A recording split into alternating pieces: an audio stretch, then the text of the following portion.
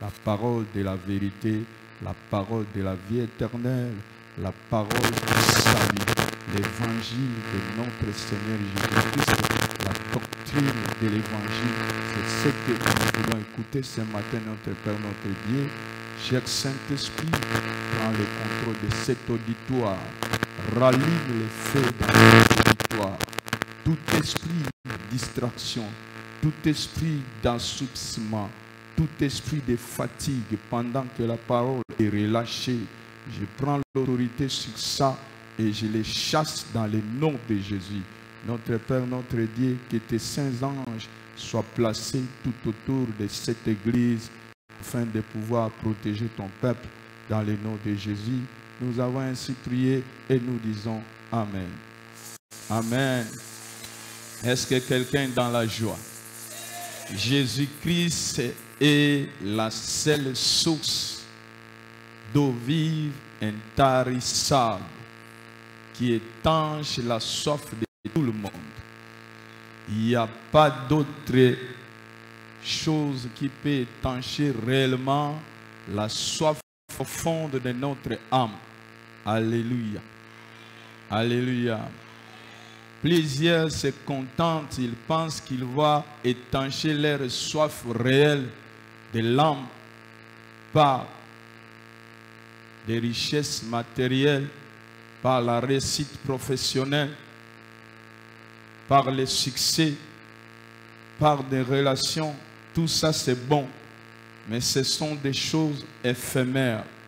Il n'y a rien qui peut étancher la soif réelle de l'homme si ce n'est que Jésus-Christ lui seul. Tout le monde amen, il y a bien. En dehors de Jésus, il n'y a rien qu'un homme peut faire pour ne pas pour ça. Même si le Seigneur vous donne de l'argent, même si le Seigneur vous donne la réussite professionnelle, mais en vous, il y a toujours le vide. Et ce vide-là est comblé par le Seigneur Jésus-Christ, lui et lui seul. Tout le monde et le kiwan. Le Seigneur pouvait se demander, mes enfants m'ont abandonné. Moi qui suis la source d'eau vive, ils creusent des citernes qui ne retiennent pas d'huile, qui ne retiennent pas d'eau. Les citernes crevassées. Alléluia. Il y a plusieurs qui creusent les citernes crevassées de gains matériels. Combien des enfants de Dieu, combien des hommes de Dieu qui creusent les citernes crevassées de bénéfices et de gains matériels qui sont éphémères, incapables d'étancher leur soif. Mais laisse que la grâce divine, que nous puissions boire dans la source d'eau vive qui est notre Seigneur Jésus-Christ. J'ai pensé comme je parlais à quelqu'un. J'ai pensé comme si la personne à qui le Seigneur va donner cette eau est présente. La qualité de ton amen, c'est l'eau de Dieu qui vient en toi. Alléluia. Alléluia. L'eau de vie, l'eau vive, c'est le Seigneur Jésus-Christ. Nous ne parlons pas d'eau liquide qui peut étancher notre soif spirituelle, notre soif physique, mais nous parlons de quelque chose de plus important que les liquides. Tout le monde amène à bien. La chose la plus importante, c'est ce que le Seigneur veut nous offrir ce matin. Je demande à tout un chacun de nous de disposer son cœur afin de pouvoir boire cette eau qui va être relâchée dans quelques instants du haut de cet autel de la grâce. Est-ce que vous avez moté manayo? Est-ce que moté manayo bongisami? Pono mela maïa bomoy. Tout le monde a bien. Ce qui ont meli mayo yo na tongo ya lelo yo moko kokoma bizibana mai. Betela Yesu Masia maboko makasi. Nzambe na lola pambola yo. Nous allons lire la parole du Seigneur de ce matin. Quelque chose de très significatif. quelque chose de très important qui est le socle même de notre foi chrétienne. Jean chapitre 4, nous sommes toujours dans les livres de Jean. Jean chapitre 4, à partir du verset 13 et verset 14. Mais nous allons comprendre toute l'histoire. Aujourd'hui, notre thème est que buvez de l'eau vive. Tout le monde mène bien. Jésus lui répondit, quiconque boit de cette eau aura encore soif. Mais celui qui boira de l'eau que je lui donnerai n'aura jamais soif. Et l'eau que je lui donnerai deviendra en lui une source d'eau qui jaillira jusque dans la vie éternelle.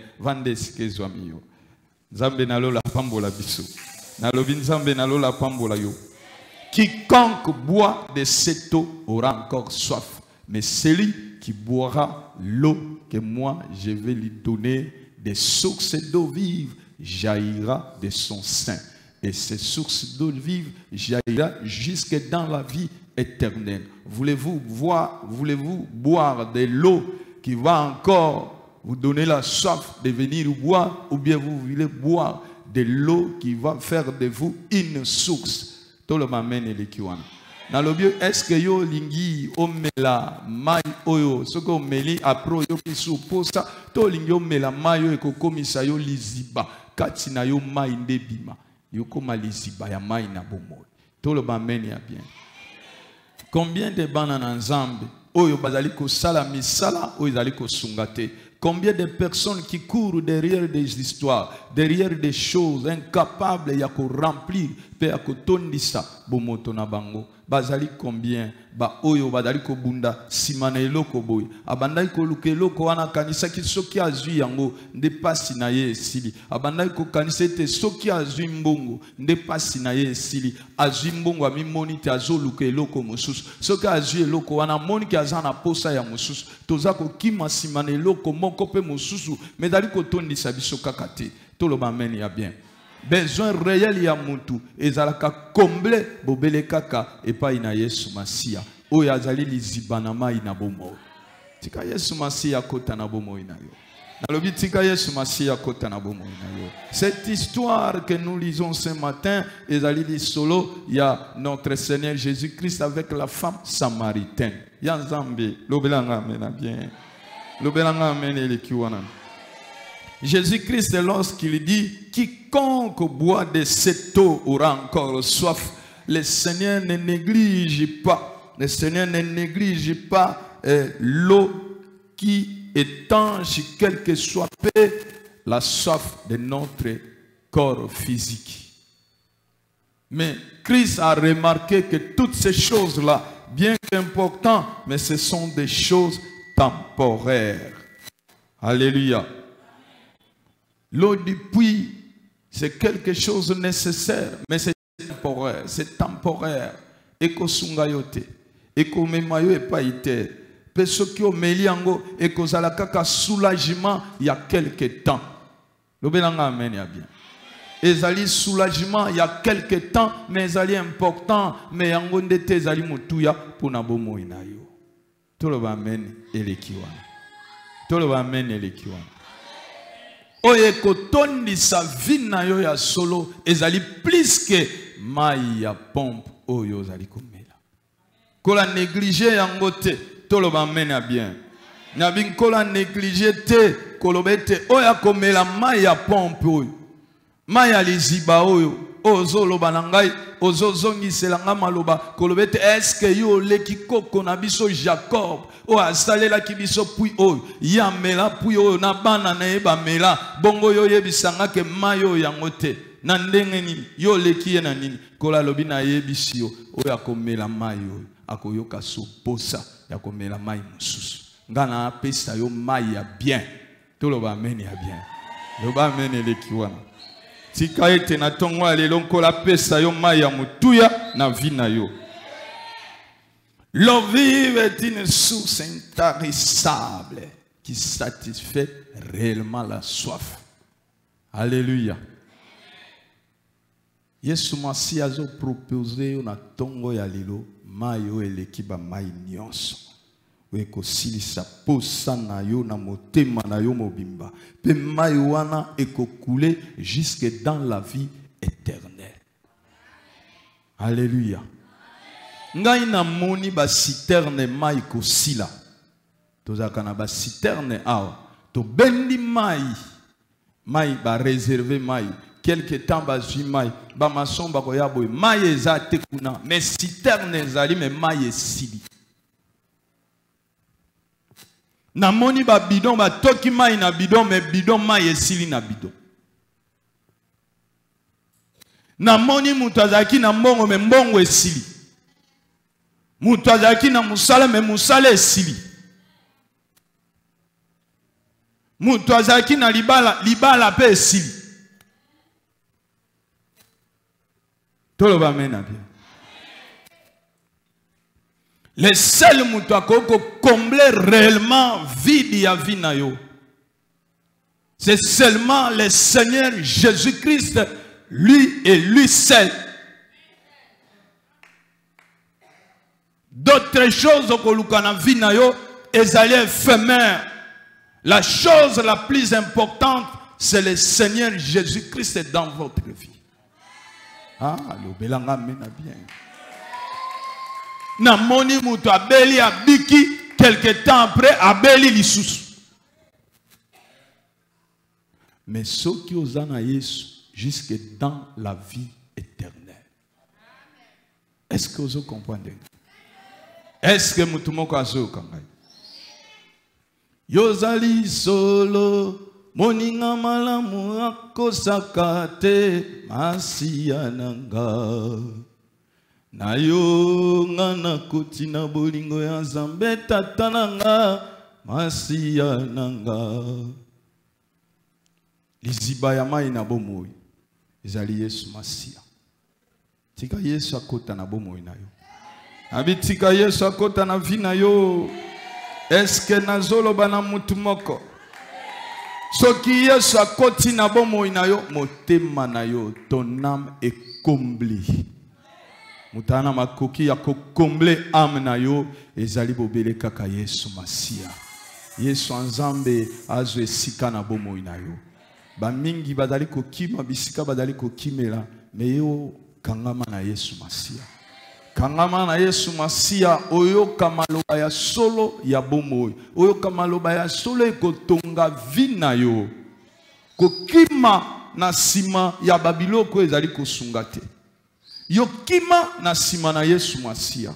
Bana la grâce, nous avons la grâce d'avoir une source abondante qui arrose cette église.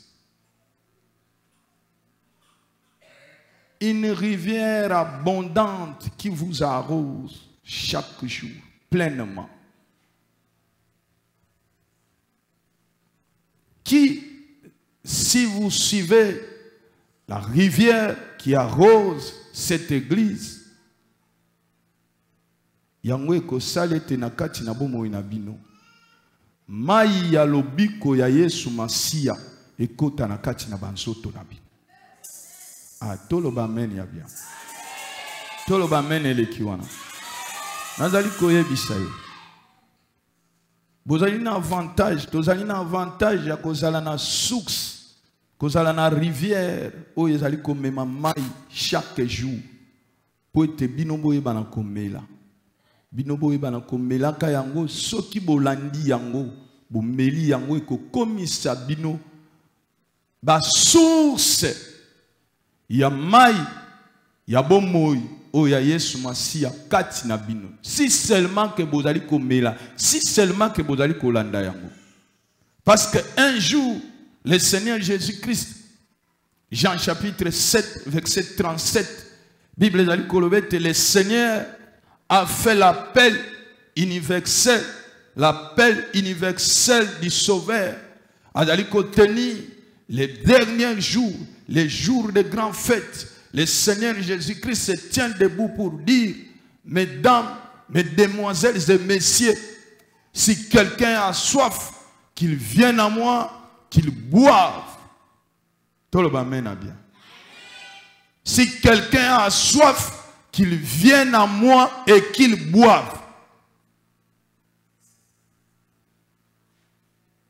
Un appel solennel et universel du Sauveur. Si quelqu'un a soif, qu'il vienne à moi et qu'il boive. Le Seigneur ne parlait pas de liquide qui étanche notre soif. Il parlait de quelque chose de plus consistant, de quelque chose de plus important que le liquide qui se trouve dans nos bidons, qui se trouve dans des citernes. C'est plus que ça. Tout le monde est bien. Est-ce que dans cet auditoire, il y a quelqu'un qui a soif? Il n'y a pas de gens qui ont soif. Les gens viennent seulement à l'église. Et ce que le Seigneur veut de toi, ce n'est pas ta présence dans l'église. Le Seigneur t'appelle pour une relation plus profonde que ça. Une relation intime entre toi et le Seigneur. Et non ta présence dans l'auditoire. Tu peux être dans l'auditoire, mais n'avoir pas une relation profonde avec le Seigneur. Et pourtant, ce que le Seigneur cherche, c'est ta communion avec lui. Le Seigneur a dit, l'heure vient où les vrais adorateurs adoreront le Père en esprit et en vérité. Les adorateurs ont une priorité différente que toute autre priorité. Venir à l'église, c'est bien. Mais chercher à ressembler à celui qui vous a appelé, c'est la chose la plus importante. De se séparer de ceux qui n'honorent pas le Seigneur, c'est ce que le Seigneur veut de toi. Il a dit, voici les diables viennent, il n'a rien à moi, à cause de ça, l'autre côté. Tout le monde a bien. Na évité ce qui n'est en français, mais avec le temps, on aura un interprète. Un interprète, tout à l'heure, un interprète,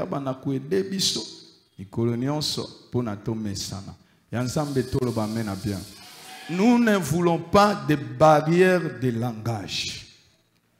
Le message ne peut pas faire l'obstacle, une barrière de langage. Non.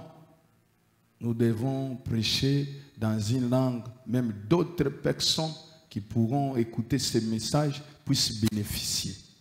Alléluia. Peut-être il y a une âme qui sera sauvée à travers de cette parole. Et la Bible me dit, dans cette même Jean chapitre 4, verset 34, la Bible dit, ma volonté est de faire la volonté de celui qui m'a envoyé, de celui qui nous a appelés. C'est ça notre volonté. D'apporter cette eau à ceux qui en ont besoin. D'apporter cette eau à ceux qui en ont soif. Ensemble, l'obélanga mena bien.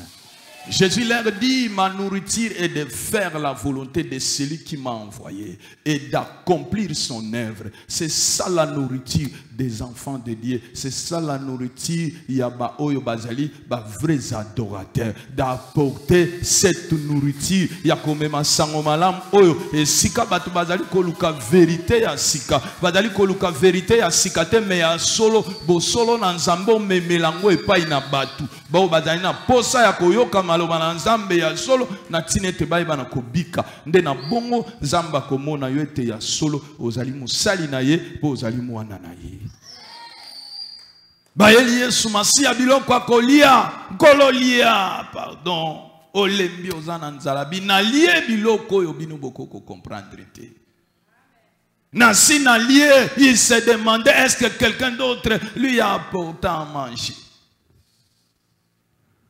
Mwana na nzambe posa na ye ezali koluka lolenge nini na gagner ba âme en Christ bato ebele bayebi bon nzambe ya solo te bazokende na bango na l'église mais église ya ndenge nini parce qu'aujourd'hui le diable même est dans des églises tout le monde mène ya bien tout le monde mène les kiwana mais yo tango omeli mai kola lobi tango omeli mai esukela yo mokote mai wana ekoma kati na yo lisipa basusu pe bakoma komela. Soki ya yo mai olingi ka yo ozala ka bidon, yebe kosila. Est-ce que yo olingi ozala mai ya bidon? Est-ce que olingi ozala mai ya bidon? Tobeteli nzambe maboko makasi, tika nzambe apambola yo, tika nzambe la grâce apambola yo. Ya nzambe toloba amen ya bien. Bana la grâce toloba amen eleki wana. Tika nzambe nalola pambola biso. Ah, lisolo yo ezali lisolo moko ya bien makasi koleka. Alléluia bana na nzambe. Bana tango mingite, lisolo ezali lisolo ya malamu koleka. Lisolo ya lobiko. Lisolo ya Yesu Masia mwana na nzambe. Alléluia, alléluia. Lisolo ya Yesu Masia mwana na nzambe na la femme samaritaine. Lokola yu na ngai. Lelo pe Yesu aye liboso na yo pona bo solo la pe ndenge ba solo la kina la femme samaritaine. Toloba meni ya bien. Toloba meni yeleki wana. Bino bozana chance ba gracier pe ba gracieuse. Pona koloba na bino esika oyo ba vrai prophète de Dieu bazali. On trouve des rivières d'eau vive, des puits remplis de vérités éternelles. Ici, il y a des puits remplis de vérités éternelles. Ce que tu as misala okobika. Des sources qui jaillissent en donnant la boisson qui sauve de la mort spirituelle. Awa na église ba source ezao ba puits evandi ezobimisa masanga oye kobikisa yo na kati na liwa ya molimo. Tikete na tongo ya lelo nyonso ekufaki na bomoi na yo eyebana kosekwa. Na bi nyonso ekufa na vie na yo eyebana kosekwa qualité ya mene na yo de la grâce de Dieu qui vient sur toi. Alléluia, alléluia. La qualité de ton amen, c'est la grâce de Dieu qui vient sur toi. J'aimerais appeler à tout gracier et gracieuse de buvir plus souvent et davantage de l'eau vive qui apporte l'enrichissement spirituel à notre vie. Alina benga mwana nyonso ya mwasi pe ya mobali ya la grâce divine etoyeba na komelaka. Mikolo nyonso mai ya bomoi oyeba na kopesa bomoi na kati na vie na yo.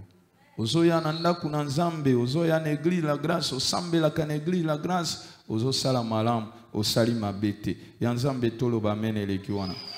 Nabi ozosala malamu, ozosala mabete. Mais écoutez-moi vous dire, il est important que chaque membre de la grâce divine puisse refléter l'image de l'église. Et Seigneur, la grâce divine a reflété l'image, il y a église, la grâce divine. Alléluia. Qu'il soit fortifié par la sainteté et la sécurité qui est fournie dans ces murs sacrés et consacrés de la maison du Seigneur. Moutunion son akati une église et Seigneur na yaza la fortifier na vie moko ya sainteté paix à sécurité où ils allaient fournir na kati une église le col les 4000 sacrés et consacrés de la maison de l'Éternel de vinayo et sengeli et kokana bongo na bongo ndoko sale sengo ya nzambe tata mais soki ozali kokabwana na mabete nazali koyebisa yo e kozala pamba okotuna papa Gaspard te abiso yebiselanga ya Lazare atia nini atia musapia na mai aya kotangiselanga ata liziba mai na koloba na yo tote akayo liziba ya mai na bomo ezali Yesu Masia melaye kokana na ye yo zalaka wapi makanisi na yo zalaka wapi toloba mene lekiwana olingi babikola yo kende sika babikola kabatu toloba mena bien olingi okende kosala aventure na yo kende sika basala ka aventure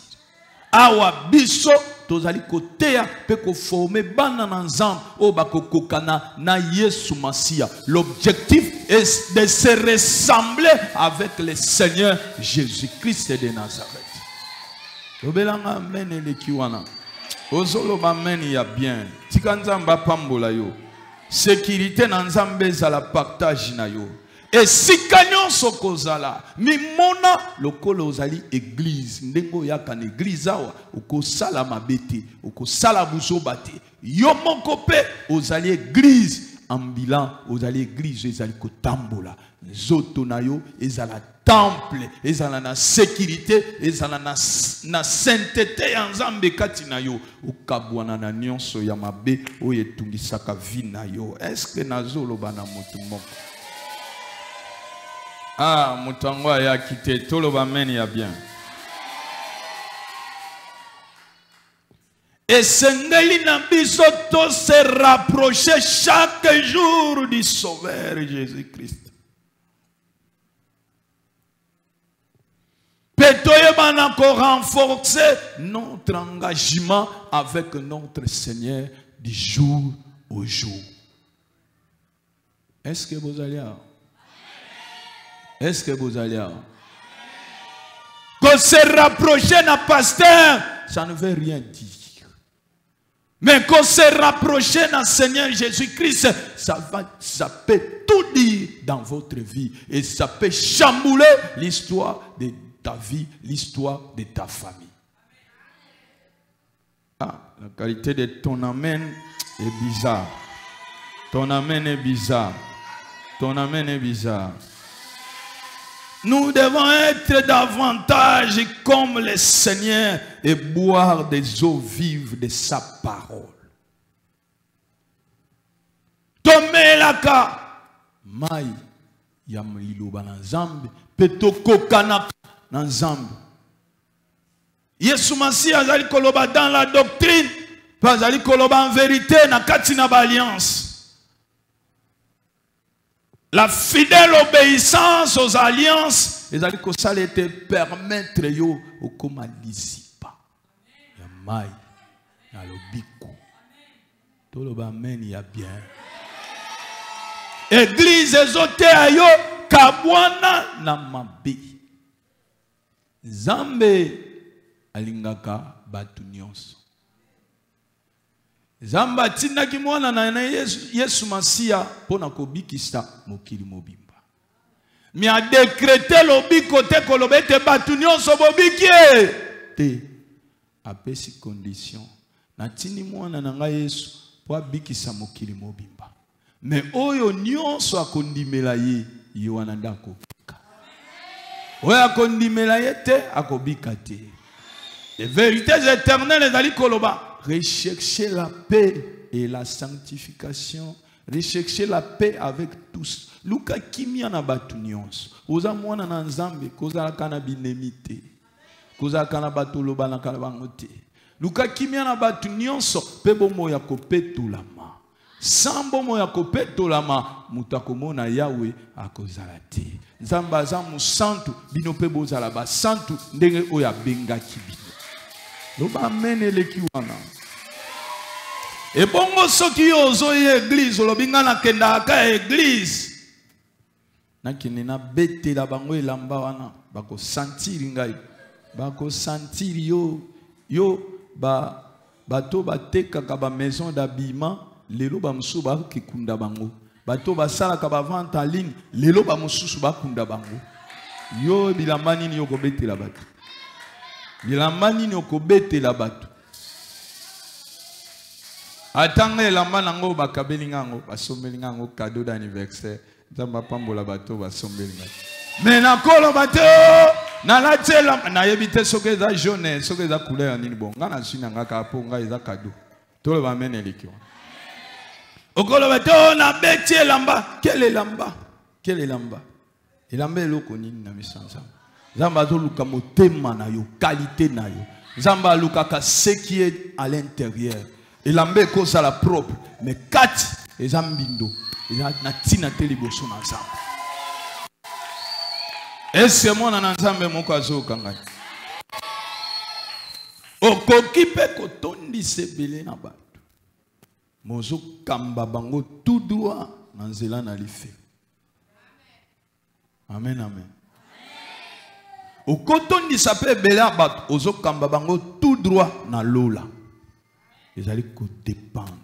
Bible les allez ko lebete liziba mon côté ya mai ko bimisa mai ya mabe pe mai ya propre jamais.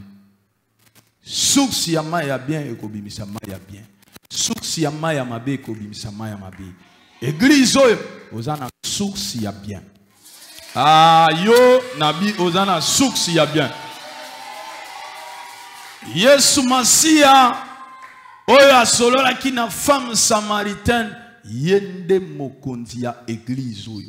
Le Seigneur Jésus-Christ est à la tête de cette église. C'est lui le chef de cette église. Le pasteur Gaspard n'est que son serviteur. Mais le maître, c'est lui. Le pasteur Gaspard ne peut pas être là. Mais le Seigneur a causé la kawana. Il y a des fois, lui-même va continuer à superviser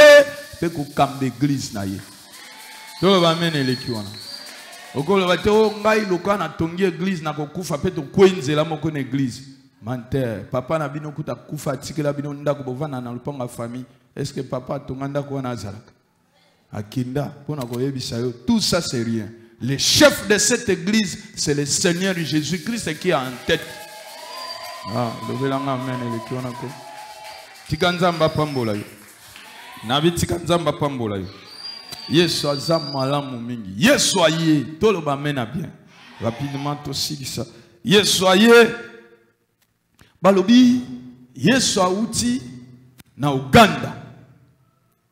Fallait aya na RDC. Mais faut aller que là na Rwanda. Toloba mena ya bien. Le Seigneur Jésus-Christ, en tant que Congolais, il est en mission au niveau du Burundi. Mais il devrait rentrer en RDC tout en passant vers Rwanda. Fatigué de son voyage, il s'assit dans une ville rwandaise près du champ que Jacob avait donné à son fils Joseph. Le Seigneur Jésus-Christ s'assit près du puits. Il était fatigué. Ses disciples étaient partis chercher de quoi manger. C'était à midi.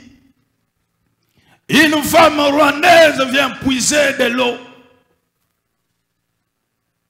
Il a trouvé notre Seigneur Jésus-Christ assis près du puits. Et le Seigneur Jésus-Christ, un Congolais qui va dire à une femme rwandaise, donne-moi à boire. La femme rwandaise répliqua à notre Seigneur Jésus-Christ qui est Congolais pour lui dire, Tata, est-ce que ça va dans ta tête? Toi qui es Congolais, tu vas me demander à moi, une femme rwandaise, de te donner à boire. Ne sais-tu pas que nous, vous les Congolais et nous les Rwandais, nous sommes en conflit et ça date depuis longtemps. D'ailleurs, la négociation qu'on vient de faire, de signer l'accord de paix, l'accord n'est pas encore, la paix n'est pas encore totalement rétablie. Et comment me demandes-tu à boire? Toi, Congolais, demandez à une Rwandaise de te donner à boire. Papa, je ne te donne pas. Mais la femme ne savait pas que cette demande était quelque chose de plus important qui va ouvrir une révélation qui va changer la vie de cette femme rwandaise. Tout le monde mène bien. Le Seigneur Jésus-Christ s'est dit, il faut que je passe au Rwanda. Oyo lekina Rwanda ndengeni nzamba za nzambe ya barankinite. Aloba mena bien. Zamba kipaka ba conflit na binote. Bao ya Rwanda ye mutakufela kibango. Bao ya Congo ye mutakufela kibango. Lokola kimia zata bingai na zo leka wana. Faut na rétablir injustice ezali kosali. Le Seigneur a proposé, il y a kanisi bazo solo la kapamba, nzoka ndezali mama no vecti pone fongo la vie na yo mateya ya lelo ezali ouverture et que ça la que vie na yo et fongwama de manière oh batu bayeba ki yo lobi bakoyeba yo lisusu ndengo zalaki betela yawe maboko makasi Zambe nanguya Zambe ya bikolo nyonso Zambe ya batu nyonso Zamba minoko nyonso biso ba samaritain toyoka nakate na bino ba galiléen e bandi bon biso ba kongo oh wandeye bazoko buna oh Yesu azamaka mwana te batu nyonso bana na nzambe barwande ata bazaliao bazabana na nzambe ba Uganda ata bazaliao bazabana na nzambe ba M23 ata bazaliao bazabana na nzambe oh bata gouvernement ata bazaliao bazabana na nzambe makamwane tali nzambe te, il n'y a pas de barrière liboso na Yesu Masia. Est-ce que nazolo bana mutumoko? Est-ce que nazolo bana mutumoko? Oh église na biso ya baluba, église ya baluba ati. Église na biso batabandun awati.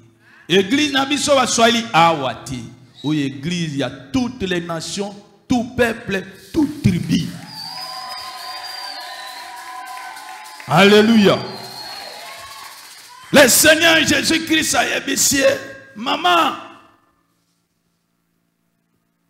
Soko yebaka. Don yanzambe. Poyeba mutu azo senga yo mai. Yone. Olinga ki osenga ye mai. Malo mama kasi boye ponani. Tolo ba mena bien.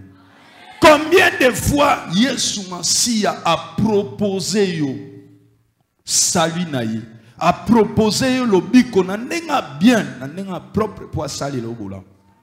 Combien de fois biso toboyaka, combien de propositions que le Seigneur nous a offert pour le salut. Combien des enfants de Dieu qui refusent. Ba yebiso tika boy obina ko tika te. Gaina tika via mi bail. Ye pasteur ndia ko balanga. Ye moko ku Marcelo kuta ko kite ye wana ke ko bal. Oh, na préserver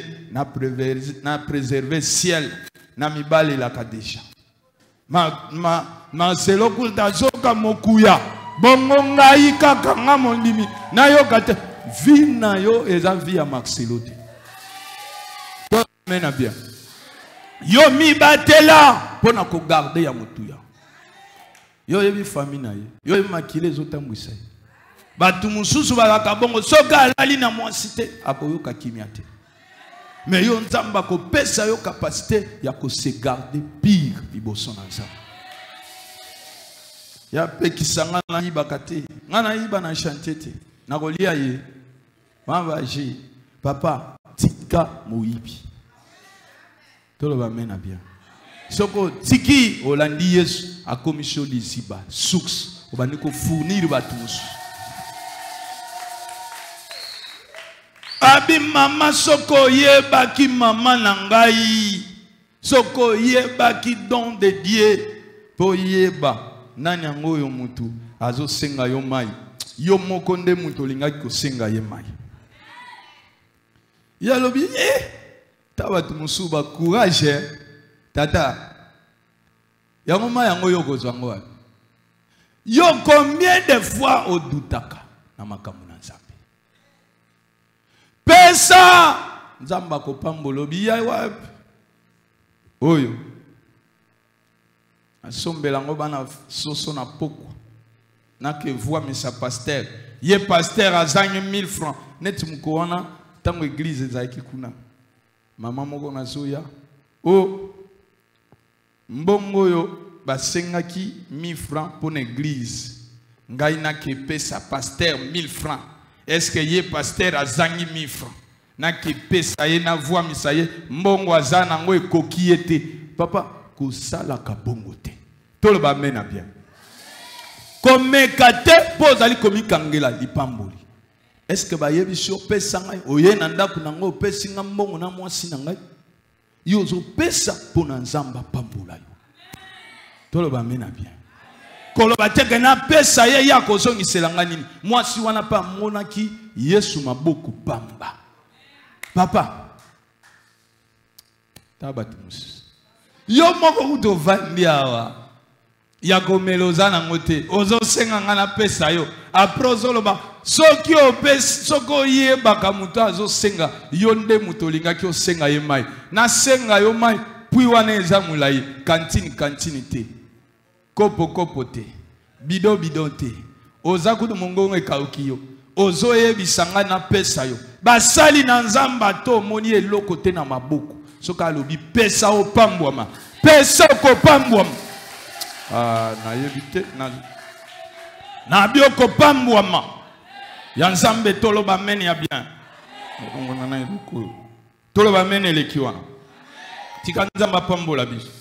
Na bi tika nzamba pambola biso. Abi tata. Magamni no yesa. Na pesa umai. Oza mai wapi. Nkula lobi. Jésus lui répondit, si tu connaissais, verset 10, 4, si tu connaissais les dons de Dieu et qui est celui qui te dit, donne-moi à boire, tu aurais toi-même demandé à boire et il t'aurait donné de l'eau vive. Qu'on l'a proposé, Maïa bien. Seigneur, lui dit la femme, tu n'as rien pour puiser et le puits est profond. D'où auras-tu donc cette eau? Es-tu plus grand que notre père Jacob qui nous a donné ce puits et qui habite lui-même afin que ses fils et ses troupeaux? Yesu aye objectif ya Yesu pour briser barrière. Il y a séparation linguistique et territoriale entre le Rwanda et la RDC. Yesu aye pour réconcilier La femme ne pouvait pas venir le matin à cause de son passé. La femme ne pouvait pas venir les après-midi parce que beaucoup de femmes devraient venir les après-midi, même les avant-midi. La femme a choisi pendant le midi, alors il était un moment où batu balebi, nakende na ukuta batu il était na mai. Tolo ba meni ya bien. Lokola yo okoya ndela moko na batu nyonso te yo journée na yo ezali. Tolo ba mena bien. Bo batiki bakiti na bango ba keitika bango. Le salut est individuel. Oko zwalelo ndeko komisa yo messager pe témoin ya bolamu na nzambe na kati na libota. O alobi amen wana nzamba pambola. Kola lobi quiconque boit de cette eau o akomela mayo ya bino barwande akoyoka posa mengai nazana mai ya bien ya kopesa yo. Mwana mwasi akome mona bi on dirait masolo yango ebani kokoma elengi. Toloba mena bien. Masolo ebani kokoma elengi. Olobi nini? Olobi bakomela mai wakoyoka posa mai. Yo zana mai mususa bien. Donc à Tunis to zana eloko te. Abi veut dire que nayoki so nayoki bien. Donc mai yo pesa ngana nakobanda koya su kotoka mai te. Yabi ngamuna ebso masola ko yakana mai esili opemi na yo ba mo mwasalobi maître pesa nga mai wana pona yaka susu na pompa ate nga moko na koma source na ndaku na bimisela ka mai tolo ba meni ya bien. Moto alinga kaka facilité moto mokili moto alinga facilité. Dans un 3 jours, il y a jeûne prière. Bakimi va être. Que prière. N'aliate. N'abando sambe. Basilisa. So basilisi. Na keka dimanche. Bon dimanche au na mona clarté. On dirait ba kozaka na ba jeûne wana. Na si saka na semaine na okende bongo na ye ba programme. Mon toi lingi facilité à l'ingité à ça la sacrifice. Pesanga ka mai wana pona yaka lisusu kotokati. Combien de batu ba koti nzela molili Pombala moko anginda. Alingi kolanda kiksis normal te. Alingi kotoka te lokola batu nyonso. Kaka na mbala moko anginda. A creuser puis ya magie. Puis occultisme. Puis ya bonganga. Ha batu nyonso balingi ka bazala ba prophète. Na baye kozala pasteur. Na lingika soki na ke na moni ser nzamba zola kisangai. Wana ser mba mokabi oyo Gaspard oyo kaka il est écrit moninga zomona kitala tala na nkulu ya nzambe toloba mena bien. Ce qui peut Gaspard avani amoni batu nyonso bazokima bakekota prophète. Mengai azade a prophète. Toba mena bien. Po nazoye bisayo eza prophétie. Prophétie par excellence. So lukiango okomona. Yo moko po tangi olobi na kosi yote. Toloba mena bien. Soke sepeli sinzambe atali sanga makambu na yo révélation et sepeli si. Mais ceux qui ont annoncé la bonne nouvelle, ils ont la prophétie par excellence. Nazoboya prophétie. Nasala ndenga nini pona benda batu. Donc, allons-y. Alobite ke kuneza kabisika mabe, batu azobondela. Mais ba fo batu pe bazakuna. Tolo ba mena bien. Na sala ndenga nini pona kenda ka Chine na mère mobo soka branché yo ba mo makambo efungo na sœur na biso mobo na frère mo soka branché au frère na connecté yo misala na mba mo efungo obando kende Chine pamba mususu wana na mona ki akenda ka Dubai ko somba biloko ayokana na grand maître. Yo so moni mutu parcours ezate. Ngai soko lobi ke na ngindi fo ndima ke na ngindi. Po ngai na teki kosakana te. Na luki mbongo kosakana te depuis 2005. Nga musala na ngai eza koluka mbongo na mboka o na Kinshasa. Soki pena mutu angindaka na musala o nazo sala lelo 2025 na 20 ans akoluka mbongo. Zamba comme sanga millionnaire. Loba mena bien. Soko landi na koloba na teka boy na sale économie nde na ngini. Yo moni mutu sika banda comme exezate kaka lelo 2025, 2026 a pafuki azokenda ka ba Chine bani moyen ko retracer sous sa bénédiction na ezate. Wana faut douter na yango. To boy te nzamba ba surprise. Mais un mot faut douter, faut parcourir ça. Tout le monde est bien. Madame ko Chine, azokene Dubai. Ba memaye pa master. Ba kotisa ye na nzela molili. Pesanga kaka mai wana mba moko na yaka su na puite na mipemela. Yo, à part Yesu Masia okopema te. Le vrai repos est dans le Seigneur. Est-ce que na zoloba na mutu moko? Pesanga kaka mai wana na mela. Ba pesiye numéro, ba pesiye mbongo. Nzela Chine fungwami, nzela Dubai fungwami, akenda ka chaque jour. Nzamba pambola bano basala ka ba test de fidélité. Ba kutani na ye na nzela. Ba jiba téléphone ba checker ya mwasi normal, ba checker ya mobali ba tomber na numéro moko. Numéro wana ba kotanga te. Mobulu elinge bima mwasi abi papa. Nga batangi na ya bandeko na ngai na ya papa na nga batangi oyo numéro na yebi pe moninga na yo likambo mabe eza kuna po na yebi très bien. Aïe petit wana zi a cheke yo kama loba na kati master sala noki pour na sacrifice wana faut bakisa des filles ya sacrifice pe tokende. Tokinde à Dubaï. Et tikalio une semaine. Na évité ce que j'ai dit à sacrifice wana. Pour moi, na sina kokisi déjà, yozaki na 8 faut obakisa défi. Ya bingai na zoluka me. Mikolo défi wana na naji bangote oya ko sacrifier. Pe loko mususu. En tout cas, moi si na ngai azobela, c'est na yenyonso et baby. C'est nyonso baby. Bon.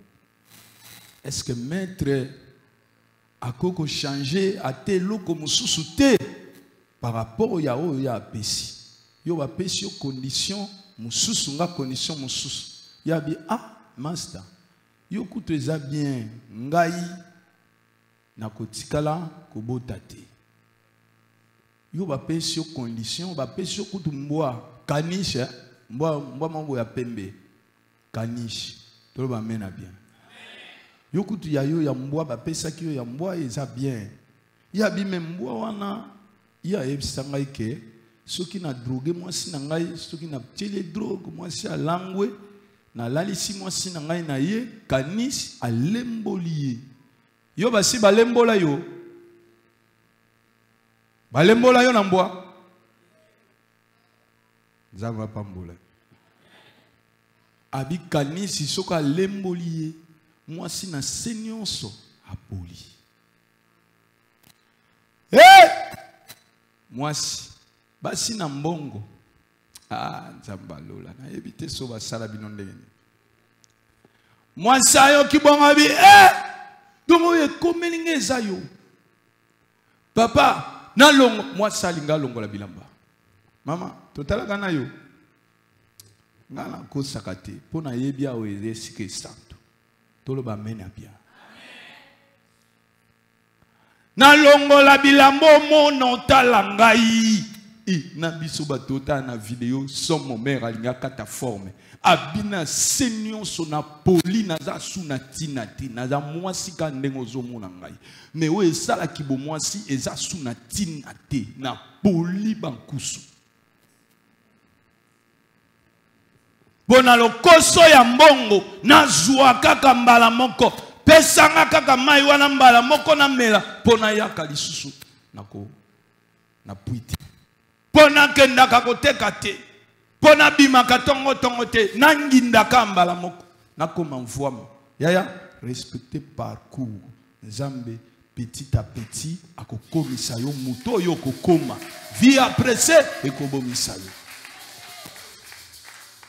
frère bitumbe bandi bapanzani frère wana tolo ba meni ya bien mokileza mabe mwana na nzambe koluka mai ya mbangu te na mela mbala moko na silisa posa mai muto asilisa ka posa ya solo ezali bobele Yesu Masia tolo ba men elekiwana tolo ba men elekiwana yoka Yesu Masia ya nzambe lobelanga men ya bien Yesu Masia lobi na ye bengelanga mobali na yo ya lobi ngai nazana mobali te Yesu alobi na yango lobi makamba solo ozana mobali te ozalaki na bango 5 pe ozana ye azape ya yo te Yesu a révélé ye passé na ye non pas pour na humilier ye mais pour na asala na ye lokwa malamu pour na koyebisa yo passé na yo ekoki kopekisa yo na bolamu na nzambe te quel que soit makambo sala quel que soit bisiko kota quel que soit bisika olia bisika omela bisika makolo na yo eniata ekoki ko disqualifier yo na bolamu na nzambe te Yesu akomelisa yo mai ya bomo ngai nazoyeba te nabi Yesu akomelisa yo mai na bomo toloba menya toloba menele kiwana ezane lokote ekoki kopekisa yo na bolamu na nzambe eleki nyonso oyo sala na vie na yo Yesu alobi celui qui a soif qu'il vienne à moi et qu'il boive nzamba tala kapasi na bisote ayebi yango makambo na yo ayebi ana posa sambwisa yo te ana posa yo kisa yo soni te ana posa kaka yebi soke ya yo makambo ayebi yango moni qualité prophétique ya Yesu Masiya. Ndazui ba don prophétique apesi na basali na ye. Po ezana makambo mususu okoloba te. Faut ba mona yango. Faut nzamba révéler yango bongo endimisa yo ke muto azaya nzambe. To ba meni ya bien. Lo ba meni eleki wana. Soki ba yebisio makambo na yo. Ndoko susola ke ya solo nzamba yebi ngai. Ya solo batoyo bazana nzambe. Tolo ba mena bien. Mais nyonso te po banganga pe ba monaka. Ba mazise pe ba yebisaka batu makambo. Tolo ba mena bien. Ne méprisez pas les prophéties, mais examinez tout. Alléluia. Est-ce que tous allez avoir? Yesu ayaka pona kuimilie mutu te. Yesu azobenga mutu nyonso. Ato boma. Ato iba, ata olongola baze. Ata balembolo na mbwa. Yesu aza na posa. Pase na yo, azotala yango te. Yazo mona potentialité eza kati na yo, ba capacité oza nango pour lobi o témoigner bolamu na nzambe na vie na yo. Nzamba salela ka n'importe qui. Nzamba kupona pona te. Zamba koko za mutalaki mazisien lobi akomi pasteur. Mutazalaki moyibi lobi akomi pasteur. Mutazalaki kuluna lobi akomi pasteur. Nzamba talaka potentialité o zanango na kati oko sala nango lobi musala pona ko tombo le royaume des cieux. Il n'a rien à faire avec ton passé. Si quelqu'un est en Christ, il est une nouvelle créature. Les choses anciennes sont passées et toutes choses sont devenues nouvelles. Zamba pambola maman po azolo ba mena bien. Yale veiller nzamba pambola yo. Poser azozela kabalo ba pambwama. Tika nzamba pambola. Très bien. Vous êtes en église pour nzamba pambola. Mais nzambe azokipe le passé. Mon frère, ma sœur, bossa na le passé. Combien d'entre nous otoso mema kilo bozito? Il y a passé, fardeau, il y a passé. Il y a mabeto sala, il y a berer to sala. Nani angona mokila sala kamabete. Nani angona mokila sala kaberete. Bongo ya yo berer ko kubando ko memango mukolonyo so mbula mobimba. O kanisa makambo eseleka. Ato tubeli ezongela kayo e alikam. Donc yeso lukaka wazana makoka ko petola yo te ya lobike soko sembo limisi na petoli yo pe na limission. Yo zo mema fardeau ya passé na yo pourquoi? Alléluia. Le renouvellement de l'esprit et de l'intelligence. Soyez transformés par le renouvellement de l'esprit et de l'intelligence. Montonnion sans aller projet. Yesu a brisé barrière et séparation. Alléluia, alléluia. Zamba zama la momingi. Toloba meni elekiwa. Tikabana la grâce nzambe ya la grâce sale la ngabino gola.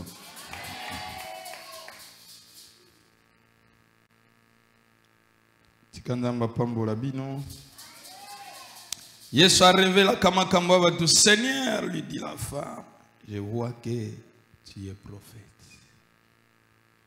Au fur et à mesure ozoya nanda kuna nzambe relation na yo na nzambe ezali kobota ezali komata se komata babandaki na koswana masolo ekomi elengi liboso na nzambe ozali ko se transformer de gloire en gloire.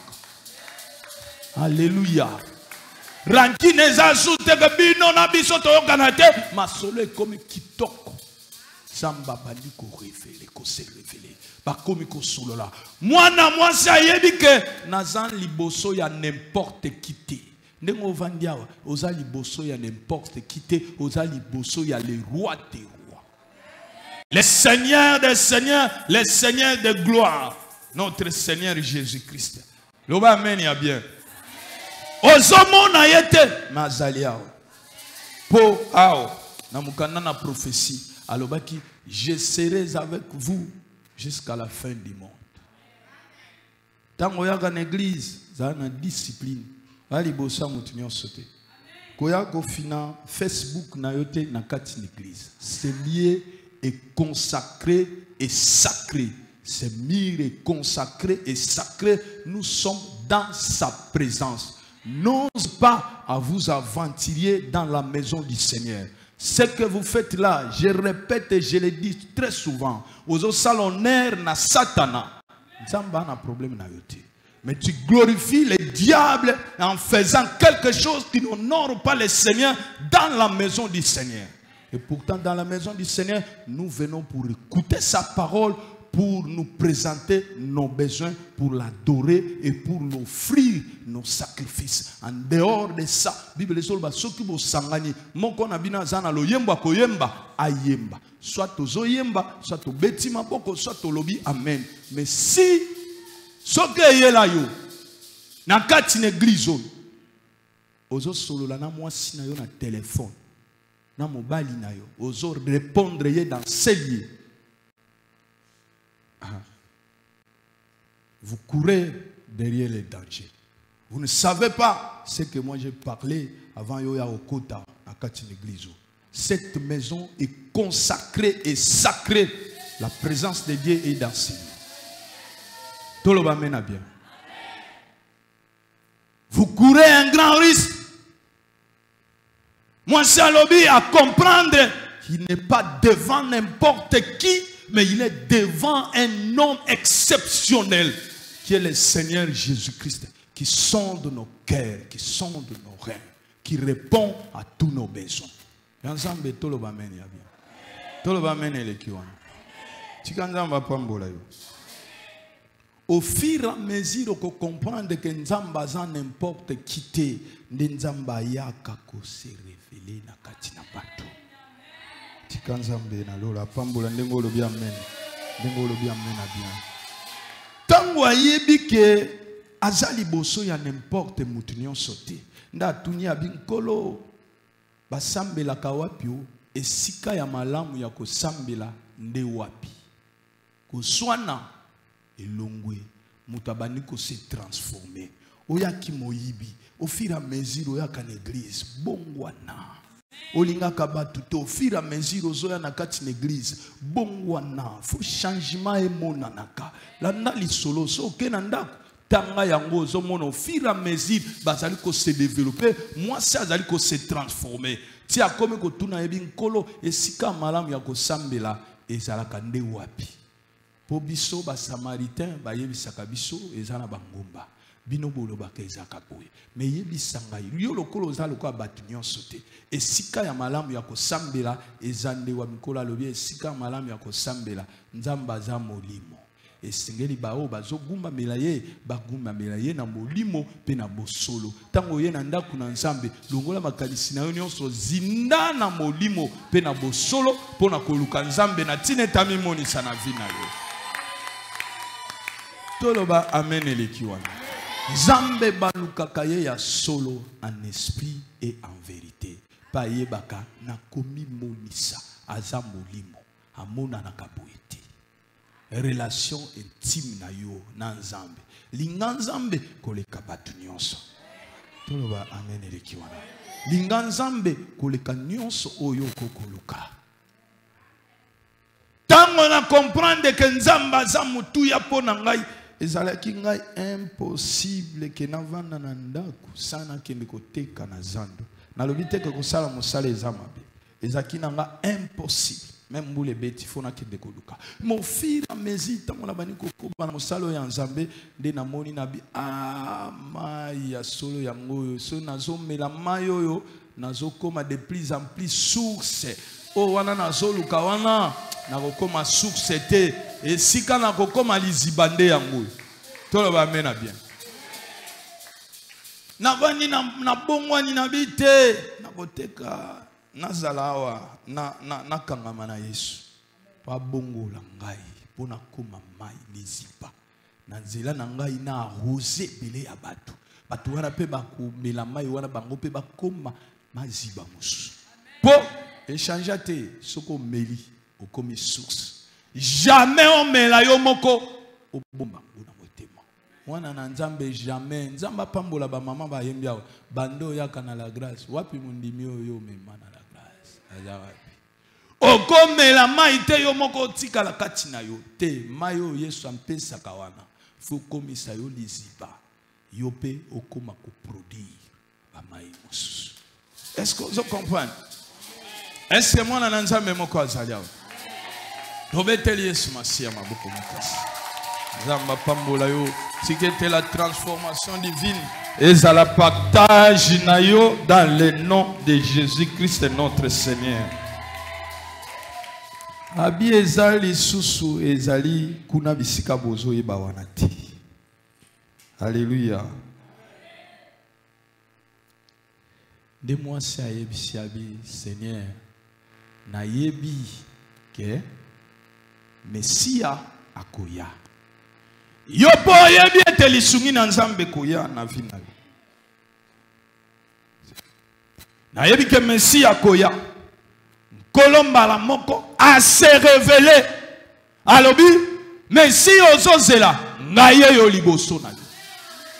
Monsungi ozo lukawana, yeyo, Yesu Masiya, abi ngaye. Na vie ya mwana na nzambe nyonso. Ya un moment nzamba yaka ko se révéler na vie ya mwana na nzamba. Kolinga teka kalelo, nzamba se révéler. Faut bozala na intimité. Nzamba se révéler ki ne bandi. Nzamba se révèle au fur et à mesure. Amon ki azana posa ya maywana. Apesi mai ti a se révélé ke ngaye yo. Tika Yesu Masiya mimoni sana vie na yo. Qualité amen na yo nde révélation ya nzambe na vie na yo. Yesu abimela yo. Yesu abimela yo pia mitalisa na bomoi na yo. Baye koli baye. Babi vie. Viens solo na la basi. Élisée. Pasteur, na mwana mwasi ba sola. Ba sola nini yo? Plus impossible rabbin ba sola na mwasi. Nzamba yebi. Po basio ba sero ba boma ministère. Hein? Nzamba ko benga yo po sama kama minene. Mais likola komona ba kaleson ba ser. Et bébé c'est le vie. Ce que c'est là yo. Toubela yambola kende liboso. Basi. Un jardin d'Éden. En cela na bango. Des mots qui le comme Samson et Lombe. En cela na mwasi. Mais mwasi Adam maman, mais elle a prudent. Olingi nzamba sale la yo. Mwana mwaso olingi pe nzamba sale la yo. Keba na vie ya mibali. Mais nzamba beta ka sete pona basi. Mingi. Pour belé. Bazalaka ba porteur ya ba démon. Bazalaka ba possédé. Kola koti. Satana koti ka bana mibali ya quartier nyonso. A possédé ka bana basi. Bokombino nyonso liziba bozoke neko sokola wana betwa lezo zinda wana ba commerce ezo kufa wana banda ko étage ezo tikala wana okoma vina yo locataire na locataire ka ndengo zinda kina mwana mwasi wana ndenge po zindisa kinyonso ya yo abendi bendi bino otika lokola likayabu oyo esila mungwa otika lokola mokua oyo mosuni nyonso banselele balia banyama balia soko pesi mbwa azomona ngo atali banga po mbwa boya kamukua te tolo bamena bien eloko akolanda suna kati ezate po nyonso deja basi bafibi nyonso basi babendi nde basi babendaka bato betwala komeka na nga te bozoka ngai komeka na nga te alingi babiloko wana te kabaka te église na kambe église nzamba bikisa bato nzamba guérir batasama kama minene koyela nga baje ya bakaleson te koyela nga yango te pona sina zwaki déjà tango nazalaki na yebi nzambe te na yebi déjà basi abimaki bima ide na basi awa ngonga kosali na nzambe na lingi biloko wana te ngai nzamba bengi nga na bolenge te abengi nga déjà na salivi nda bengi nga koyela ngai te. Za Satan. So meko yela ngai. afunda okota mwasi na ngai betela nzambe maboko makasi bitumba boko banda bitumba tolo ba mena bien bunda na ser wana alingia bebisa musala nzambe twana posa musala kende liboso twana posa bana na nzambe bapamba yo na posa ya nkoro keluka mutu musope sa nkoro awa biso jeune de prière tukanzamba pambola na bitikanzamba pambola a se révéler na kati na fina ye tozo sukisa babi vie azo na basi vie peut to comprendre te mais babangi musali nzambe pasteur ba respecta kaye ba yebisaka mukamite makamulu kwa moninga nayo bango nyonso ba milobeli metango ba komi na présence na ye nani akotuna obando solani tout le monde a fait peur clair et sous la cabi tolo ba meni ya bien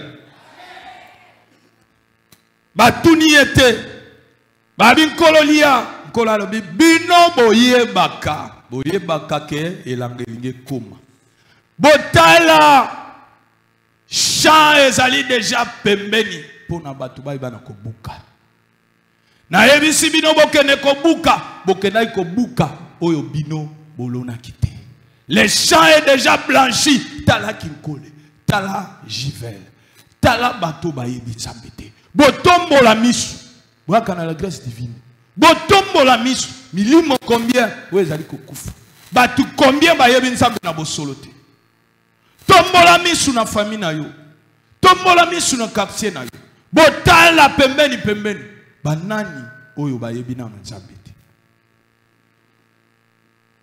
musala na bino ezali ya kokende kobuka kola lobi mususu oyo aloni mpe mususu akei kobuka yozoya na ndako na nzambe mpo kende kobuka oyo nzambe elanga eseteli kende kobenga milimo baya bana na nzambe baya na ndako na nzambe toloba mena bien est-ce que mutu moko azo comprendre ngai okozala musali na nzambe te kaka musali na nzambe kwa ndeko ovanda kana kiti ngai musali na nzambe tala elanga nkola lobi botombola misu botala quartier botala partout le champ est déjà blanchi bokende kobuka boya na milona na kati na ndako na nzambe bakiti oyo fo bato bafanda batu wana fo bokende koswaba nzambe toloba mena bien est-ce que nazoloba bien on dirait nazoloba na kanda mais nazoganga te limisa soko yoki lokwa nazoganga limisa mais na tombolika mongongo po na mongongo ekoma esika o evandio betela Yesu maboko makasi po frère akoloba oh pasteur azogangela batu lokwa batu bazabana na ye te nga gangeli mutu te nzambe toloba mena bien botombola misu botala eloko esalinga esengo elobi ete mwana mwasi wana tango kaka Yesu azosola na bayekoli na ye azwi kitunga na ye azwi bido na ye azwi basen na ye waya kotokela mai atiki yango akei mbala moko na mboka ake kopesa sango tango ye epai na Yesu zwa bizaleli ya mabe nyonso kabwana na yango tika yango sima oza su na posa na yango te tika bashida tika moibi tika lokuta tika koina baninga yo landa Yesu Masia kende kopanza sango kende koloba boya kotala na kutani na mutoyo ayebi singa makamu na nga nyonso toloba mena bien abando yoka soni abatu yaya soko kutani na Yesu Masia soni nyonso ekosila zamba ko transformer yo poko kanga munoko te soko melima ya bomoi oko kanga munoko te oko comme évangéliste na quartier batala boye na nzela mwasi oyo babana ko kipete verset 39 batala boye bazomona ya zoya Yesu Masia azali nkolo Yesu azamo bikisi bobongola mitema bopesa bomo inabino epai na Yesu soko pesi bomo epai na Yesu te oko kendeli felo mikole komi na suka tango ekomi mabe balingami na nga bana na nzambe boye epai na Yesu. Yesu abengi bino, Yesu aza na posa na bino. Mutu aza kokende ko évangéliser. Mwasi oyo akomi na évangéliste bo. Yokana makambo azoloba. Oh ma Sophie to ma Sophie te. Ezanga ma Sophie nakutani na mobaya libala, nakutani na muta bongola kavia batu. Yesu abongoli ngai, bo bongola mitema, boye epai na Yesu. Azali na cité royale, boya na cité royale, bokutana na nzambe na bomoy, boya kokutana na Yesu Masia, azan na bomoy, Yesu toyoka. Ma Sophie, olobi nini? Abi kuna na la grâce divine. Tozana mai. Mai ezobima kuna ezo permettre biso to tonga bomoy na biso kati na Yesu. Mai wana tozomela esilisi biso posa nyonso tozaki nango posa na biso ekomi ya Yesu. Tokoma kolala na kimia. Bandoto na biso ekoma bandoto ya kimia. Toloba amen ya bien. Atamboli Bible lobiete bato ebele bandimeli. Azawat baye. Soki o teisango malamu ya solo. Une vie transformée et qui impacte non pas kaka mutoyo azali ko porter vie wana mais qui impacte pena bato bazali tinga na ye. Muto abongwani mbongwane ko mona na kati kaka kati na yote. Na mwasi na ngai fo mona ke ngai na bongwani. Na bana na ngai fo ba mona, na bandeko na yo fo ba mona. Mwasi otango ake kote ya sango malamu ki akutani na Yesu Masia a impacté kaka vie na ye mon côté mais impacté vie mobimba bango nyonso baye tango baye Bible zolobete plusieurs crier à cause de sa parole batu combien bakondimela Yesu Masia à cause ya maloba na yo ozozela nini pona yo te ya sango malamu ya Yesu Masia. Ma volonté est de faire ma nourriture est de faire la volonté de celui qui nous a appelés. Alléluia. Ozozela nini pona koyebisa bato bayebisa ngo na Yesu Masia te kote ya bango sango malamu ya bokonzi na nzambe sango malamu ya lobiko na Yesu Masia mwasi akangaki munoko te okozala muto na lokuta soko lobiete yo so bongwana ya solo menzinga nzinga na yo badali komona bilembo ya mbongwana te. Etela Yesu Masia maboko makasi. Tango baye le verset 42. Tango baye bayoki Yesu Masia pe balobi kokende nanu te makambo toyoki sala na biso na ata mwa 2 jours. Yesu ayokaka pe alobi na accordé bino. Nyonso kosenga Yesu akosali na yo. Surtout pour le salut des âmes. Yesu akosali na yo. Alléluia. Ce qui besoin na yo eza mutuya pona ko servir l'intérêt à royaume Yesu akoyoka yo pe Yesu atikali 2 jours tango atei bango bato ebele baye kondima lisusu nde babengi mama babi mama yaka toboyi na sima soki pasteur Gaspard azate tolobake o ngai pasteur nanga mama dete yaka oyebisanga tukene na la grâce kuna bate akasango malamu ya Yesu Masia ya lobiko ngai pe na ndimaki na maloba na yo na ye tango na ye menaza asumu ndimi na yo te nga moko na yoki pasteur Gaspard pe na ndimi ki aza ya Nzambe nazo ndima lisu te na makambo oyebisanga wana ondima na ngai échange po ngai moko nde na yoki ye. Est-ce que vous comprenez? Muto akanga yo te gayaki na yo na église bon mukola kovanda boy ma pasteur abeti seli baku to mwana pasteur abeti seli baku abi na longo église wana tokendi te oza mondimi na yete na yoki yenga moko pe na ndimi ki aza musali na Nzambe pe na ndimi ke Nzambe azawa yo soki bobebani kende na ndenge na yo nengai nazali mbwana yote na singa polanda kangai nazali kaka canal ozaka canal osale kenga na yeba Yesu Masia. Ni nezo pekisa yo ote ya sango malamu ya Yesu Masia. Nzambalola. Nabini nezo pekisa yo pote ya sango malamu ya Yesu Masia. Est-ce que za neloko moko esengeli na yo kotika? Est-ce que za na makambo moko esengeli na yo kokabwana nango?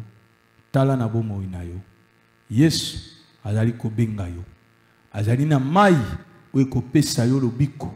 Mai oyo kosauve pe kosilisa posa ya motema na yo. Mai oyo ezali plus important koleka mai obo melaka, obo chaka na bido, mais mai ya lobiko ya Yesu Masia oyo kobikisa bomoi na yo kino komema yo dans la vie éternelle. Tika Nzambe na lola apambola maloba na yo. Gumba mutuna yo esike vandio. Gumba mutuna yo esike vandio. Esa Nzambe na biso matondo. Loba na nkolo merci pona maloba tongo ya lelo. To sambeli na kombo na Yesu Kristo.